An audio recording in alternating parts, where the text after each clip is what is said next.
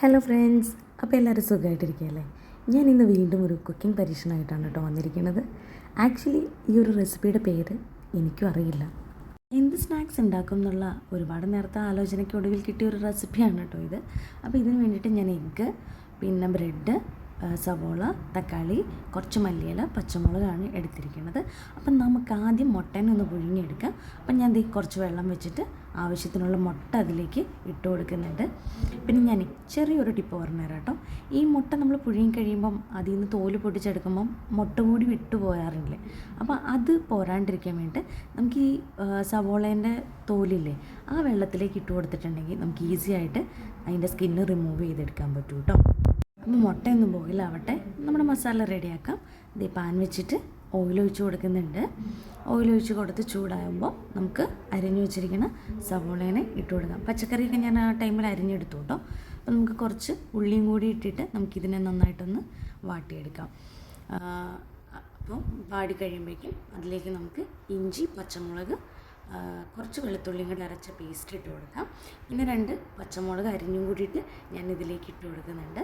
പിന്നെ നമുക്കൊന്ന് നന്നായിട്ട് ഇളക്കിയിട്ട് നമ്മൾ അരിഞ്ഞു വെച്ചിരിക്കുന്ന തക്കാളിനെയും കൂടെ നമുക്ക് ഇതിലേക്ക് ഇട്ടിട്ട് നന്നായിട്ടൊന്ന് വഴറ്റിയെടുക്കാം. അങ്ങനെ ഇത് വഴണ്ടു വരുന്ന ടൈമിൽ നമുക്ക് ആവശ്യത്തിനുള്ള മസാലകളും കൂടി ഇതിലേക്ക് ഇട്ട് കൊടുക്കാം. സത്യത്തിൽ ഞാൻ മസാല എടുക്കാൻ മറന്നുപോയി. അപ്പം ഞാൻ വീണ്ടും റീക്രിയേറ്റ് ചെയ്യേണ്ടതാണ് കേട്ടോ ഇത്, അതുകൊണ്ടാണ്. അപ്പോൾ മഞ്ഞൾപ്പൊടി, നമുക്കിതിലേക്ക് ഗരം മസാല, പിന്നെ കുറച്ച് മീറ്റ് മസാല, പിന്നെ കുറച്ച് കുരുമുളക് പൊടി, ഇത്രയാണ് ഞാൻ ഇട്ടത്. അപ്പോൾ ഇത്ര ഇട്ടിട്ട് പിന്നെ കുറച്ച് മല്ലിയിലയും കൂടിയിട്ട് ഇട്ട് കൊടുക്കുന്നുണ്ട്. അപ്പോൾ ഇത് വീഡിയോ എടുക്കാൻ വിട്ടുപോയതാണ് കേട്ടോ ഞാൻ ആദ്യം, അതുകൊണ്ടാണ് അങ്ങനെ കാണിച്ചത് കേട്ടോ.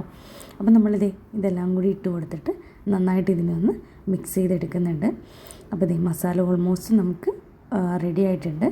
അപ്പോൾ നമ്മളിത് ആ ഒരു ബ്രെഡിനുള്ളിൽ ഫില്ല് ചെയ്യാൻ വേണ്ടിയിട്ടാണ് കേട്ടോ നമ്മൾ എടുത്തിരിക്കുന്നത്. ഇനി നമുക്ക് ആ ബോയിലായിട്ടുള്ള മുട്ടേനൊന്ന് പൊട്ടിച്ചെടുക്കാം. കണ്ടോ, ഞാൻ പറഞ്ഞില്ലേ എന്ത് സ്മൂത്തായിട്ടാണെന്നറിയോ ആ ഒരു സ്കിന്ന് റിമൂവ് ആയിട്ട് വരുന്നത്. അടിപൊളിയാണ് കേട്ടോ, നല്ലൊരു ടിപ്പാണത്. നോർമലി നമ്മളിങ്ങനെ ബോയിലായി കഴിയുമ്പോൾ വരാൻ കുറച്ച് ബുദ്ധിമുട്ടാണ്. നമ്മൾ ഉപ്പ് അല്ലെങ്കിൽ വിനെഗറൊക്കെയാണ് യൂസ് ചെയ്യാറ്. ഇത് ആക്ച്വലി എന്തായാലും നമുക്കിതിന് സവോള ആവശ്യമുണ്ട്, അത് വെറുതെ കളയണതുമാണ്. അപ്പോൾ ജസ്റ്റ് ഇതിലേക്ക് ഇടുന്നു എന്നുള്ളതേ ഉള്ളൂ. അങ്ങനെ ഞാൻ മുട്ടയൊക്കെ റെഡിയാക്കി വെച്ചിട്ടുണ്ട്. അപ്പോൾ മുട്ട റെഡിയായി, നമ്മുടെ മസാല റെഡിയായി. ഇനി നമുക്ക് ഇതൊന്ന് ഫില്ല് ചെയ്യാൻ തുടങ്ങാം. അപ്പം ഞാൻ ബ്രെഡ് പാക്കറ്റിൽ നിന്ന് എടുത്തിട്ട് ജസ്റ്റ് ഇതേപോലെ ഒന്ന് നിരത്തി വെക്കുന്നുണ്ട്. നിരത്തി വെച്ചതിന് ശേഷം നമ്മുടെ എഗ്ഗിനെ 2 പീസാക്കി എടുക്കുന്നുണ്ട്. നമുക്ക് ഒരു പീസ് മതി കേട്ടോ ഒരു ബ്രെഡിലേക്ക്. അപ്പോൾ 2 പീസാക്കി എടുക്കുന്നുണ്ട്. ഇനി നമുക്കിതിനെ ഒന്ന് ഫില്ല് ചെയ്യാൻ തുടങ്ങാം. ഞാൻ ബ്രെഡിൻ്റെ മേലേക്ക് ഓരോന്നായിട്ട് മസാല വെച്ച് കൊടുക്കുന്നുണ്ട്.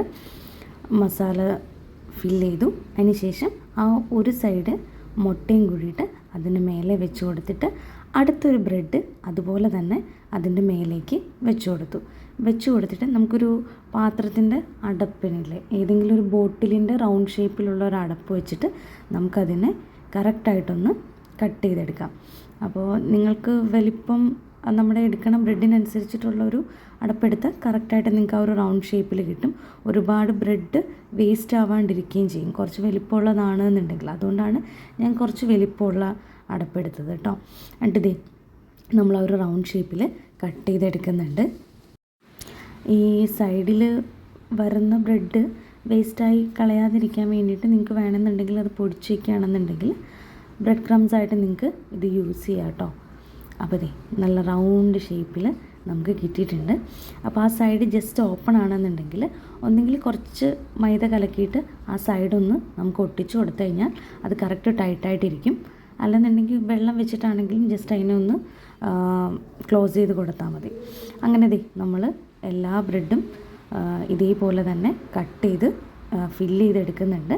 അപ്പോൾ അങ്ങനെ നമ്മൾ ഓൾമോസ്റ്റ് ബ്രെഡൊക്കെ ഇങ്ങനെ ഫില്ല് ചെയ്ത് വെച്ചിട്ട് എളുപ്പത്തിന് വേണ്ടിയിട്ട് കട്ട് ചെയ്യാൻ വേണ്ടിയിട്ട് വെക്കുന്നുണ്ട്. അപ്പോൾ അങ്ങനെ നമ്മളെല്ലാം ഫില്ല് ചെയ്തു കട്ട് ചെയ്തു റെഡി ആയിട്ട് ഇരിക്കുന്നുണ്ട്. ഇനി നമുക്കിതിനെ ഫ്രൈ ചെയ്യണം. ഞാൻ അതിന് വേണ്ടിയിട്ട് ഒരു പാൻ വെച്ചിട്ട് കുറച്ച് എണ്ണ ഒഴിച്ച് കൊടുത്തിട്ടുണ്ട്. അപ്പോൾ അത് ചൂടായി വരുന്ന സമയത്ത് നമുക്ക് ഓരോന്നായിട്ട് ഇതിലേക്ക് ഇട്ട് കൊടുക്കാം. ശരിക്കും പറഞ്ഞിട്ടുണ്ടെങ്കിൽ ബ്രെഡ് ആയതുകൊണ്ട് പെട്ടെന്ന് തന്നെ കുക്കാവും, അപ്പോൾ ഫ്രൈ ആയിട്ട് വരും. അപ്പോൾ അതുകൊണ്ട് നിങ്ങൾ ഇതിട്ടിട്ട് അങ്ങോട്ടും ഇങ്ങോട്ടും ഒന്നും പോവാണ്ട് മാക്സിമം അത് അടുത്ത് നിന്ന് തന്നെ തിരിച്ച് മറിച്ച് വിട്ടിട്ട് അതിനെ ഫ്രൈ ചെയ്തെടുക്കണം കേട്ടോ, അല്ലെങ്കിൽ പെട്ടെന്ന് കരിഞ്ഞു പോകാനുള്ള ചാൻസസ് കൂടുതലാണ്. അങ്ങനെ തിരിഞ്ഞും മറിഞ്ഞൊക്കെ കിടന്ന് ഏകദേശം ഫ്രൈ ആയിട്ടുണ്ട് കേട്ടോ. ശരിക്കും പറഞ്ഞിട്ടുണ്ടെങ്കിൽ ഇതുണ്ടാക്കാനൊരു പ്ലാനൊന്നും ഉണ്ടായിരുന്നില്ല.